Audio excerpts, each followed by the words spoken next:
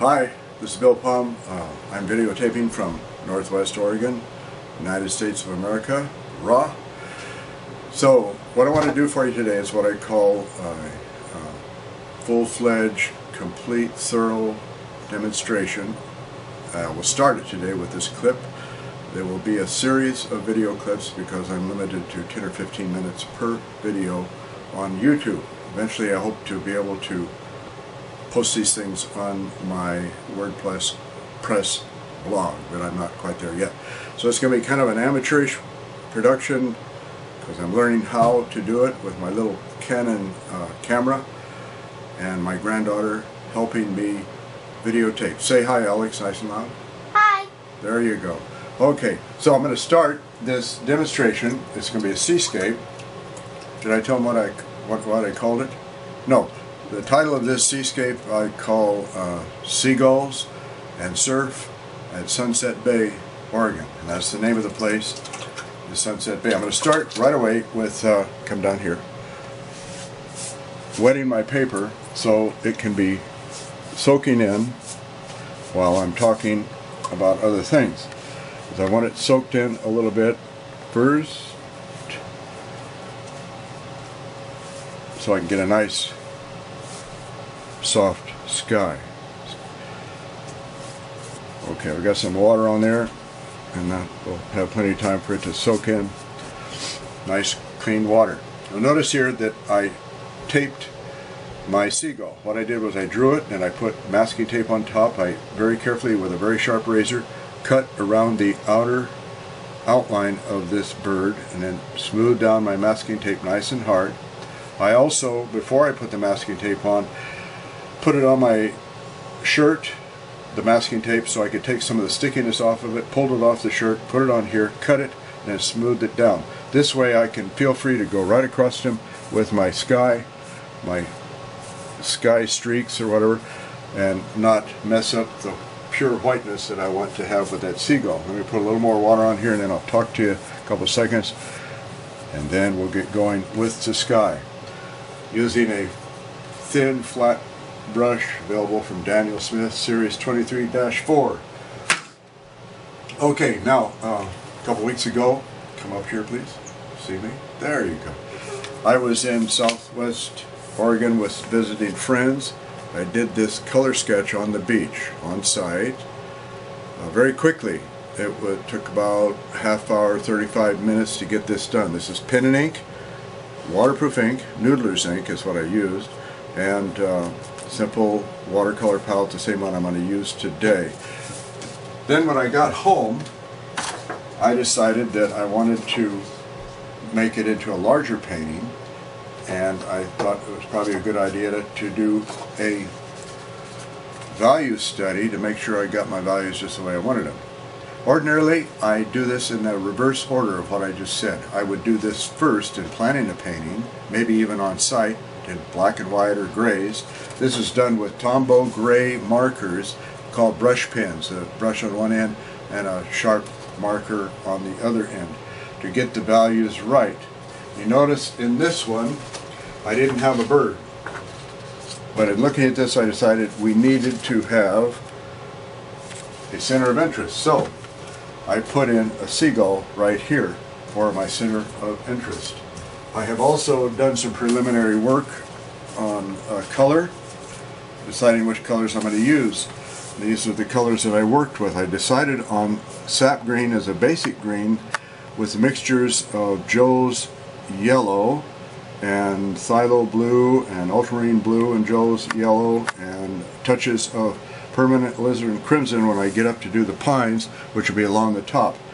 Then, so my colors will be phthalo blue, ultramarine blue, some burnt sienna, which will give me a nice color for the cloudy day, overcast areas. Now, down here, I tried out the various mixtures for the bush area, which is going to be beneath the pines, and you notice that these were done from the bottom up. You paint, basically you paint and let the water, very wet, let the water and pigment run down to pool at the bottom, keeping the top very light.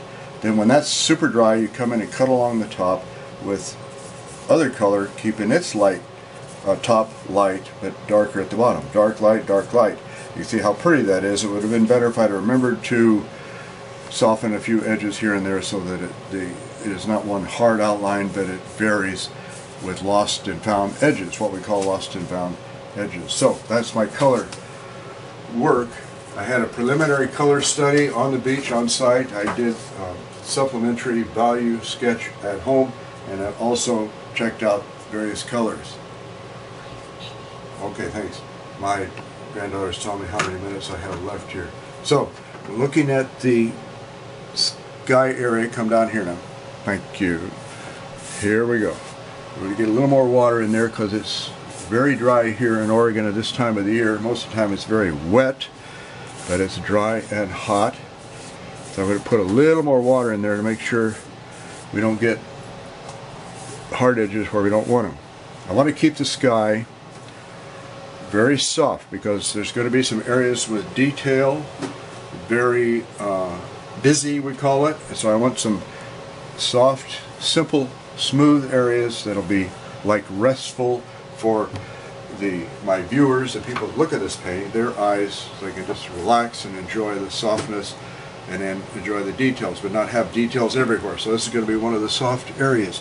So quickly, can you see the palette? Come to the palette. Thank you. Very good. Okay, we're going to mix up some sky color. I'm going to use a Phthalo ultramarine blue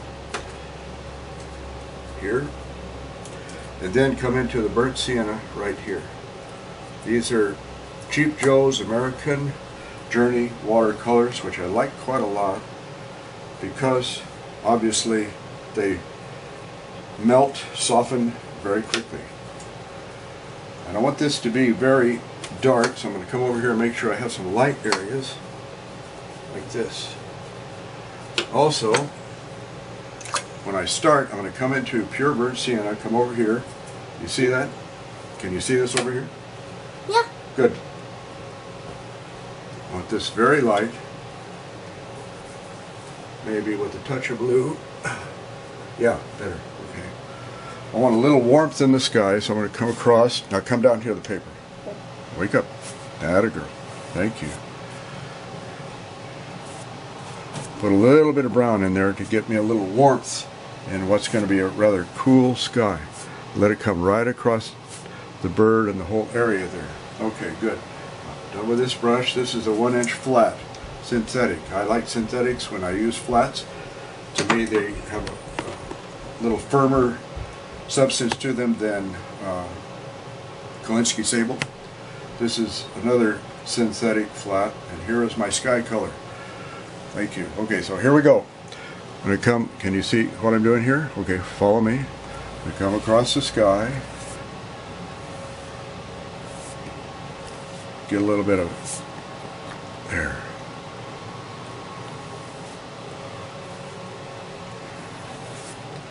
I'm not covering the whole sky area. I'm leaving some nice runny areas. Coming in with a little darker color in spots. I don't want to mess with this very long. If it's runny downward, that's good because it will look a bit like rain.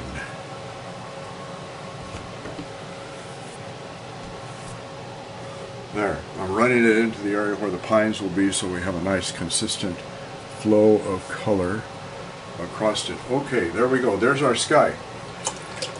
Once again, I let the water sink in a little bit, and then I hit it with water right before I painted it.